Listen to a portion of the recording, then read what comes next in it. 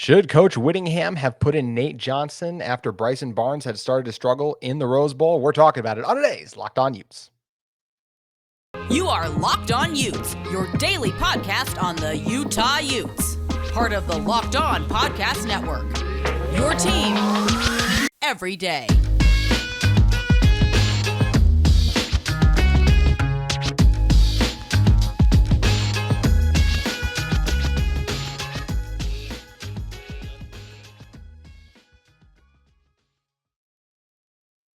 Hello, everyone, and thank you for making Locked On Utes your first listen every single day. We are available on all platforms, including YouTube. Appreciate all of you guys who have liked and subscribed to our show. We've had an outstanding couple weeks with our Rose Bowl coverage, so thank you. Can't thank you guys enough for all that you have done for the show. You guys can follow me at JT Wistrcill on Twitter, or you can follow the show at Locked On Utes. My name is JT Wistrcill, former intern inside the University of Utah Athletic Department. On today's show, we're going to be diving into the decision not to play Nate Johnson on the Rose Bowl. Also talking about the Utes wide receiver coach and Chad Bumphis leaving, Mohamoud Diabate going to the NFL. There's a lot of things to dive into. And in order to help us dissect it all, we have friend of the show joining us in Dante Guardi of UteZone. And Dante, first just talking about should Nate Johnson have played in the Rose Bowl? I'm going to say just to that simple point, yes, he absolutely should have played. There were packages in place for him. There were different plays they had set up just to get him involved. I'm sure there were things like even in like the Pac-12 championship game where he ended up catching the ball in that. It's been quite the season for Nate. He's ran in touchdowns, he's thrown the ball, he's caught the ball. Just a versatile weapon for this team to use this year. And with Cam's future still up in the air, we don't know if he's going to be, if Nate's going to have a chance to be the starting quarterback. Next year, he might have a chance to start the first few games, as we don't even know how long Cam's going to be out for if he does return, assuming he does come back. But he's a versatile guy who can do a lot of different things. So I think it makes sense that a lot of people want to see him. I will say, I think it was the right decision to roll with Bryson when Cam got hurt. We should have seen more of Nate. And especially, I just think multiple times we should have seen him. I wouldn't have just put him in one time and taken him out, especially with Bryson struggling. But as Coach Whittingham said, Bryson had gotten all the reps with the twos in practice. That hadn't changed throughout the season. And with how, and look, I think Bryson right now, I trust him dropping back to throw the ball more than I do Nate Johnson just at this moment, because he's done it so many times against college defenses in games. It was the best secondary Utah's played in a few years, to your point, something that you mentioned in last week's show. And I think it would have been really not fair to Nate to ask him to go in there and drop back a bunch of times and try to dissect the defense that was already dominating in a lot of aspects of that game in the second half when it felt like they got rolling against Bryson. So I don't think it would have been fair to put Nate in and ask him to start and kind of carry the group, but I definitely think he should have played some, and I think he would have helped out Bryson a lot. And just this Utah offense as they really started to struggle. Yeah, I think you hit the nail right on the head. No disagreement whatsoever. If anything, I'm 100% on the exact same track as you are. For me, though, it was when it was 28-14, when you kind of get the sense that, yeah, this is out of reach with Bryson Barnes in the game. You might as well give Nate Johnson a shot. You know, he's one of the fastest players on the team, if not the fastest. He's going to give you that spark that Bryson just simply can't do. You know, maybe he breaks up a big play, change the momentum, something like that. But I do agree to your point with putting in Bryson once Cam goes down, because putting in Nate would have been extremely unfair. To your point, having him drop back a bunch of times against that secondary that was already dominating would have just been way too unfair for a player who's only thrown one pass the entire season. And maybe it would have helped out a little bit to get some more of those packages in, some design runs, things like that, just to get a big play, get the ball rolling a little bit. But when it was 28-14, when it really seemed like the game was just out of reach for Utah, I would have loved to see Nate Johnson, and I really would have, just because he has that big playability. He has that spark plug type impact that he can make on this offense. It would have been unfair to throw him at the beginning, but I definitely would have loved to see him come in and see what he could do, because obviously the offense just became stagnant once Cam went down.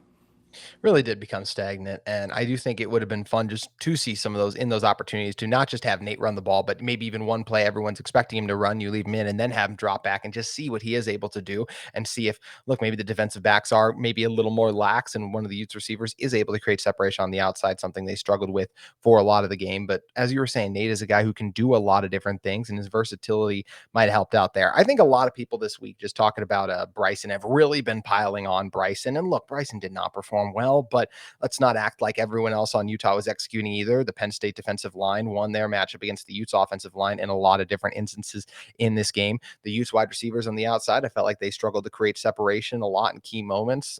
Just different opportunities there where it felt like it was more of to me, it was more a failure on the offense as a whole. Andy Ludwig deserves blame for that as well, than it was Bryson Barnes coming in and it's like, oh, we're dead. I mean, when Cam exited the game, I thought Cam was playing pretty well and doing a lot of things, especially with his legs. But it's not like Cam was in there dicing up the defense. So I didn't really expect Bryson to come in there and all of a sudden light it up. Yes, he had this magical moment against Ohio State in the Rose Bowl last season. But even that, it felt like there was a reason that obviously Bryson, he had to still fight and earn his spot for the backup quarterback job. Bryson is a really good quarterback. You can see how much the offense changed with him under center against Washington State still. And he's a very effective backup. He's perfect as a backup in terms of he can win you some games against some inferior opponents, but it was never really realistic for him to come in. That's why it was such an unbelievable story last year, is because you don't see those kind of things happen for a walk-on guy to come in and do that against Ohio State. And it was incredible. And part of the reason he was able to do some of that too is because you have a guy, Dalton Kincaid, out there who Utah obviously missed on offense in this one. So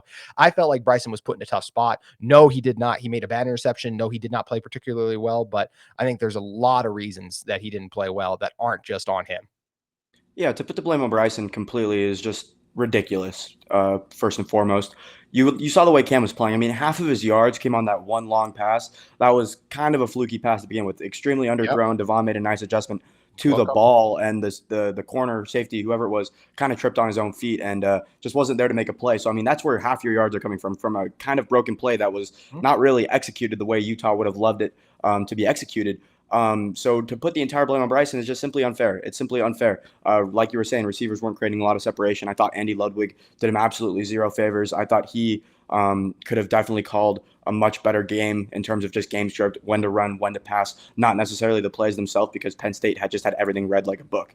You know, they came into the game extremely well prepared. They were extremely assignment sound. I don't think we've seen a team defensively on Utah's schedule this year that was as sound assignment sound as that team was.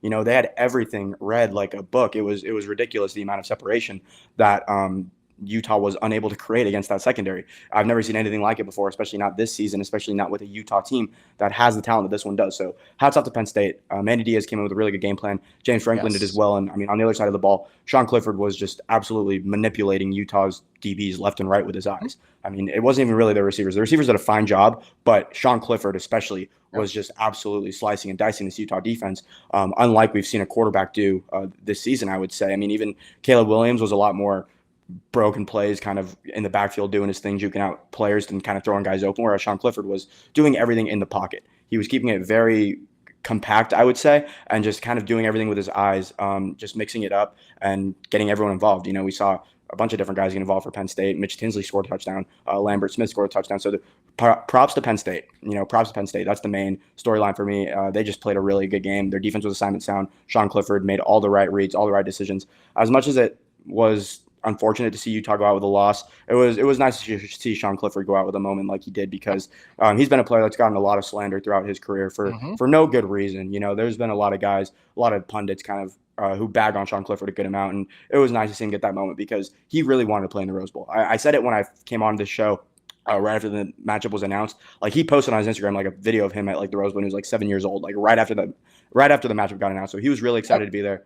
It was nice to go out with his moment, and props to Penn State once again. And to put the blame on Bryson for this loss is definitely the last possible thing I would do, and the last possible thing I'd want to see anyone do, really, because I mean it's a team game, and you're only as strong as your weakest link. And Utah was simply just not up to the task in the Rose Bowl this time around. And hopefully we get to see him in the Rose Bowl again next year, and hopefully we're on the right side of that one.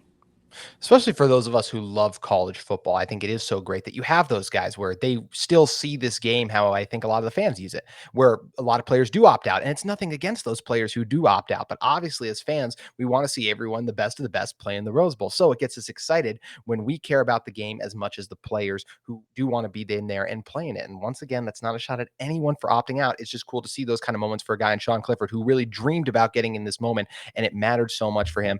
And in some ways, I was at the game, I stayed to watch the trophy presentation because I'm enough of a fan of college football that I enjoy those moments where those teams get to celebrate. Even when it's my team who ends up losing, I'm enough of a football fan where I can enjoy and appreciate those moments. And it's something that Sean Clifford and Penn State got to enjoy. We're going to talk about the Rose Bowl a little bit more later, but we got to talk about some news that relates to Utah football, as they've had a couple of personnel and coaching changes going on as the offseason starts to get underway. But before we dive into all of that, we got to tell you guys about our friends and the sponsor of this episode, and BetOnline. BetOnline.net is your number one source for sports betting info, stats, news, and analysis this season. You can get the latest odds and trends for every professional and amateur league out there, from pro football to the 2 college football games we have remaining. It's so sad that we're almost at the end, but we still got a couple more going. Also, college basketball, NBA, NHL. They've got it all at betonline.net. There's even sports podcasts. They're the fastest and easiest way to get your betting info. So make sure you guys head to the website today or use a mobile device to learn more. Bet online, where the game starts. Dante, the Utes got some tough news this morning when it was found out that Chad Bumphis was going to be leaving the program. Per one of the college breaking news guys, and Ross Dellinger, he reported that, first, Coach Bumphis just announced he was leaving. I don't think he actually said his destination in there, but Ross tweeted out of Sports Illustrated that Mississippi State is targeting Utah receiver coach Chad Bumphis to join the offensive staff. Sources tell Bumphis is the second all-time leading receiver in Bulldogs history. Anytime you can come home, it makes a lot of sense, right? I appreciate Coach Bumphis for being all in on this program.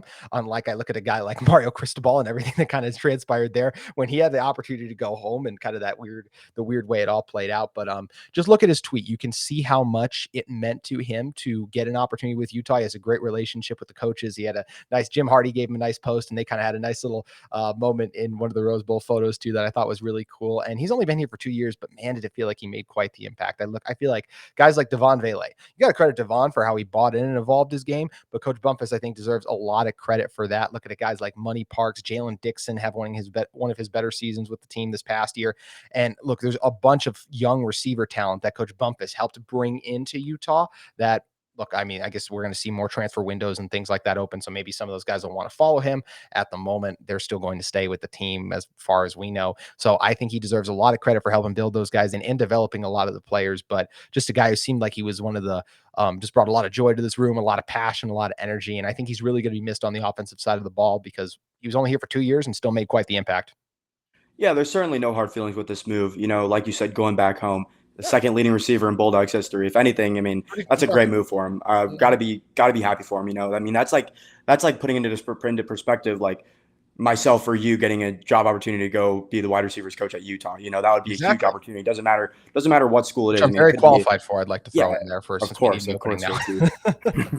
But I mean, like, just any time that you get to go back to the school that you perform so well at, it's a huge opportunity. And obviously I think it would be dumb for him not to take that, personally. Just that's an awesome opportunity. So really happy for him, and really happy that he went about it much better than Mario Cristobal did during his homecoming, because obviously Coach Bumphis was all business within that move, and he did some really great things for the program. Like you said, Jalen Dixon's the player that kind of sticks out to me because he didn't have to come back. I mean, he was in the transfer portal, and Utah welcomed back with open arms, and I mean, he had gone through a lot during the course of his college career. So to see him end it on a high note, obviously scored that touchdown late in the Rose Bowl, which was nice to see. And he had a lot of really great moments this year, being used in a lot of different ways. So I think he's the player that you got to look at when you really take into account what Coach Bumphis did at the U. And then obviously Devon Vele's progression has been nice to see, as well as some other guys, like you said, Money Parks as well. I feel like the wide receivers were much more involved this year than they had been in years past, whereas it was just more people. Like beforehand, it was 1 or 2 guys always just getting the majority of the shares, whereas this year you got different guys stepping up in each and every game, which was really cool to see. And I think he did a really good job developing that room. And obviously the players were very, very grateful for him. And obviously just nice to see him go out in a business-like manner and not have to cause anything weird and awkward for the program. And obviously hats off to him for a tremendous short stint at Utah, and best of luck at Mississippi State. Yeah, it's a great opportunity for him, and it'll be exciting to see what he does and monitor his tenure with the Bulldogs to see how it goes. We'll talk about candidates for the Utah wide receiver coaching position another day, but we got to talk about another departure as it relates to this Utah football team, as Mohamoud Diabate, came over from Florida. This always felt like it was a one-year thing. I think you remarked before, and I was surprised by it too, that we kind of thought he was done regardless. Because of the COVID year still, he would have had an extra year back, but he did decide to declare for the NFL draft officially. For Diabate, just talking about the past year he's had with this team.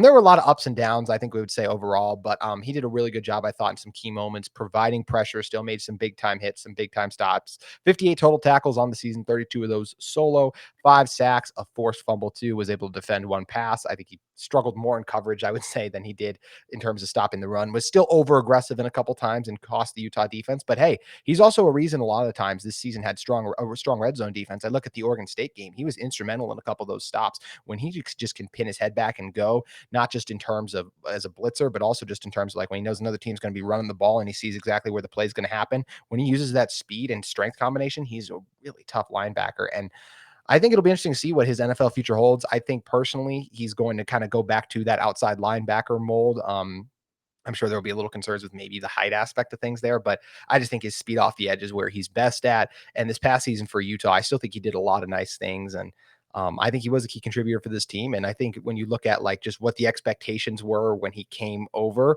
I think in a lot of ways he still did his job and was a part of this team. I know it's kind of hard for me to say right now if it was like, well, did he exceed expectations? I don't know about that, but he made a lot of big time plays for this team that helped them win the Pac-12 championship and just got them in that position. So hats off to Diabate for a successful 1 year with the Utes, and now hopefully he can go and get himself drafted.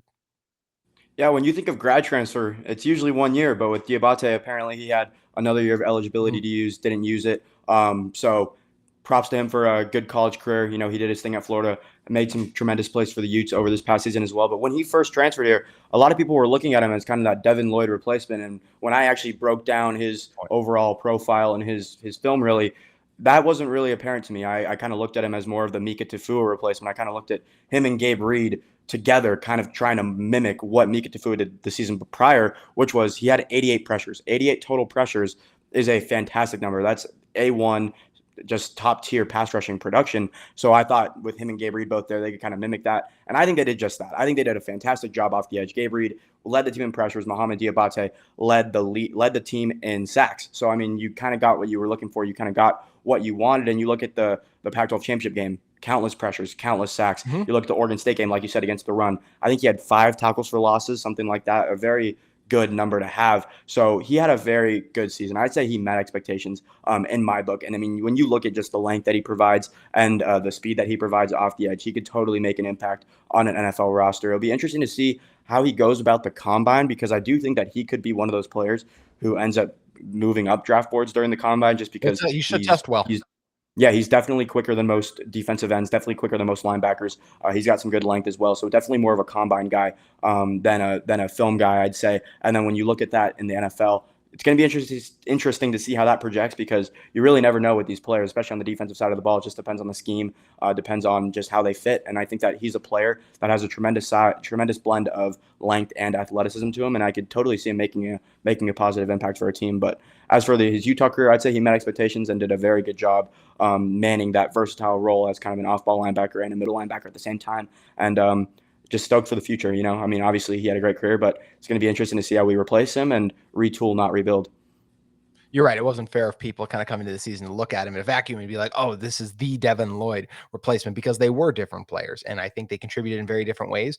And obviously in Diabate's case, he contributed in his own way and was a huge instrument and a big help to this Utah team. So props to him. And hopefully he's able to have that success at the next level. We're going to come back and close it out with a little bit more Rose Bowl talk in a moment. But first, I want to talk to you guys about our friends at Built Bar. Looking for a delicious treat but don't want all of the fat and calories? Then you got to try Built Bar. We just got through the holidays, and I know my goal is to eat a little healthier this year. If you're like me, where you want to eat healthier but don't want to compromise taste, then man, I've got the thing for you. You got to try Built. With Built, healthy is actually tasty. Seriously, they're delicious. You won't think they're good for you, but they actually are. They're perfect for your New Year's resolution. What makes Built Bar so good? Well, for starters, they're all covered in 100% real chocolate. That's right, real chocolate. And they come in unbelievably flavors like churro, peanut butter brownie, and coconut almond. There are so many great things to love about Built Bar. So make sure you guys head to your local store today and check out Built Bar's lineup of healthy protein bars that are ooey gooey and taste so good. So make sure you guys head over and check out all the great things going on at Built Bar today.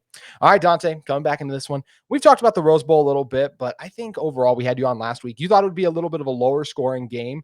It ended up being a little stretched out a little late because of kind of, Utah kind of had a late garbage time score. I'm sure some people would try to argue with that, but the last drive with Bryson really did kind of feel like a lot of Penn State's other guys were in at that point. It felt like it just didn't matter as much by that time. The Nittany Lions were up by 21 in the game. So it was just a tough one for the Utes in that regard. But I think when I look back on the game, the biggest things I've talked about this past week have been, those 2 big touchdowns were so critical. Obviously, Cam's injury really marred and made it difficult on this offense. But what was your biggest takeaway from being at the Rose Bowl and watching it live?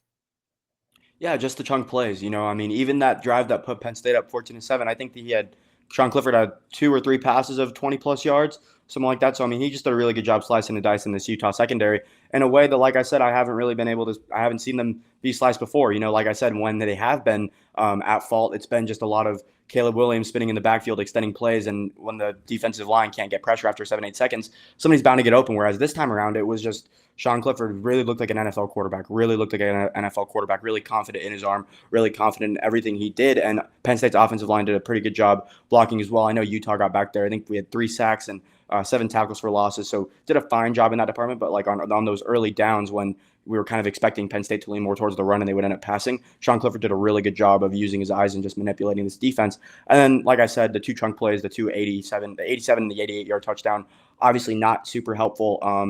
I wouldn't really blame those on Morgan Scalley, though. I think it was just blown assignments. Stuff happens. That's just yeah, I mean, that's just how it goes. Really unfortunate because, I mean, RJ's a player that's been really good for us down the stretch of the season. He had that crucial pick in the Pac-12 championship game.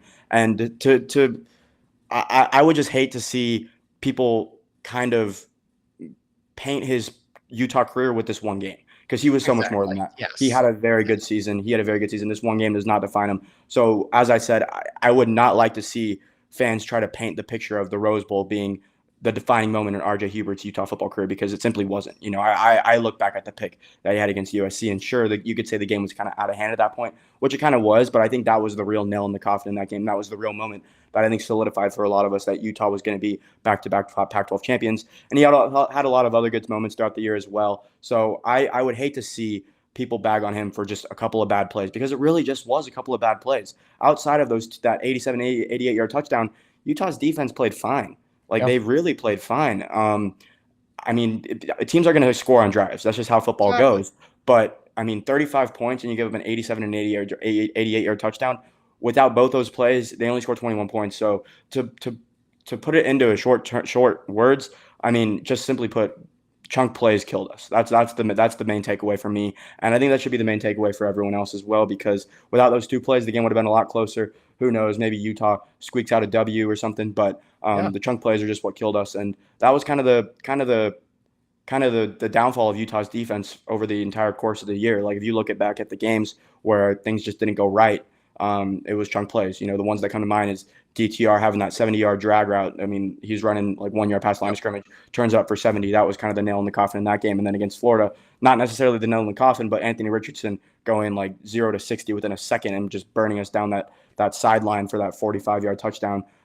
Just chunk plays were just kind of what killed us throughout the course of this year. And I wouldn't blame that on the defense coordinator. I think Morgan Scalley didn't do a bad job by any means calling this game. I know there were probably a couple plays here and there, but there was nothing really too outstanding to me, in my opinion. I think that if we're going to put the blame on a coach, I think Andy Ludwig is kind of the one to do that. I don't think Morgan Scalley is. I think it was just blown assignments, not necessarily bad calls. Yeah, I mean, it was just an odd game, because it kind of felt like it was closer than it really was. I mean, just those 2 plays, it wasn't like Penn State was dominating. It was just 2 plays that went in their favor, and Utah just couldn't match that. And obviously, being without your quarterback doesn't help at all. But I don't think that I hate to be the guy to blame it, to blame a loss on the quarterback being hurt, but obviously it doesn't help. But like I said, you win as a team, you lose as a team. You're only as strong as your weakest link, and that just proved to be pivotal in this matchup for Utah. Whereas Penn State, they brought the energy. I want to say that as well. They really brought the energy. Their players clearly wanted to be there, and they were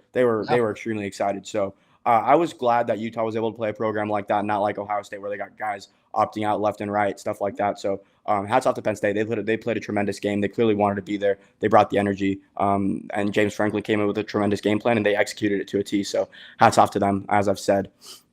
They really were outstanding in a lot of ways. Penn State was. And I think you're exactly right, though, talking about, look, I've said all week, I think Penn State still would have won the game if Cam Rising was healthy. But you can't say Utah wouldn't have had a chance in it. Or if you're telling me Utah, in let's say some alternate reality, Utah does find a way to win, that's not surprising to me. Come on, this is Cam Rising. This is Utah. Look at all the deficits and the crazy things they overcame. They made a 17-3 halftime deficit in the Pac-12 championship game against a top 5 team disappear like that. So this is a Yeah. team capable of making those crazy comebacks, those crazy plays, and making things happen, because Cam is just one of those guys who can make the impossible things, like he did against USC the first time around with that incredible performance. So it does suck that any chance of that was sucked away. And to your point too, because we've obviously maligned the Utah defense a lot this week, and I still feel like Penn State would have had some successful drives on him, but it does suck those two plays were so big. And it just reminds you the importance of football. It's why we all love seeing those the views from, each team's media department has those sideline cameras and all these different things kind of tracking and watching. And why do they film every single play so we get those views? Because every single play matters. And all it takes is that one play where three guys don't do their job. That's why Bill Belichick and so many guys preach do your job, because when that doesn't happen and three guys make a mistake, or even one guy sometimes, that's all it takes to completely change the game. And on two plays in particular, that's what happened for Utah. And now they find themselves in this tough position where you come off back-to-back Rose Bowl losses. But overall, as a program, I think you still have to feel good about the position that Utah is in, because, hey, they just won two back-to-back Pac-12 championships. Best recruiting class of all time coming in as well. So Mhm. a lot of things to be excited about. One game isn't a thing to dwell on. These guys accomplished a lot this year. I mean, if you told me 7, 8 years ago that Utah would be back-to-back Pac-12 champions, I would have called Yeah, you crazy, I know. simply put. I mean, I thought when we beat BYU and Colorado State in back-to-back Vegas Bowls, like that was the top tier that we would get to. But super happy that I was wrong in that department, and that guys like Tyler Huntley, Zach Moss paved the way for the players who are balling out for us now, and putting Utah over the top, because without this team, I guarantee you we wouldn't be getting as many good recruits as we are right now. And those are the guys that we're going to be cheering for down the stretch over the next few years, and the guys that will hopefully lead us to more Pac-12 championships. So a lot of things to be happy about with this program. One game doesn't define it. And I mean, it's not like Penn State is like some god squad. That's what the other thing I want to say. Like, if these two teams were to play 5 times, maybe Utah wins 6 times, maybe Penn State wins 6 times. Like, these two teams are very even, in my opinion. Like, there's nothing to be super ashamed about. Penn State played a really good game. That's what it was. Then they're a very good football team. There's nothing to be ashamed about. This team accomplished so much this year. Just think about all the good times. Like even the Oregon State game. I mean, that was a top 15 win. Eventually, we beat them by 26 points. And then same thing with the 2 USC wins. Those were both amazing as well. So just a lot of really good moments to be happy about for this season, and just carry that momentum into next year, because obviously it's going to start with a couple of pretty talented football teams. We got Florida coming to Rice Eccles, and then on Baylor. So a lot of things to be excited about. And Utah football is only trending upward. One loss is not going to tear this program down. There's a lot to look forward to, just like we always look forward to having you on the pod, Dante. Make sure you guys give Dante Appreciate a it. follow at Dante Guardi on Twitter, and check him out for his work at UteZone.com. Also, if you guys are in the market for a second listen every single day, make sure you check out Locked On Sports Today, the biggest stories in sports, the take of the day, the game recaps you guys are looking for, all available on Locked On Sports Today, available on Odyssey, YouTube, or wherever you get your podcast. We want to thank you guys again for making Locked On Utes your first listen every single day, and we'll see you tomorrow.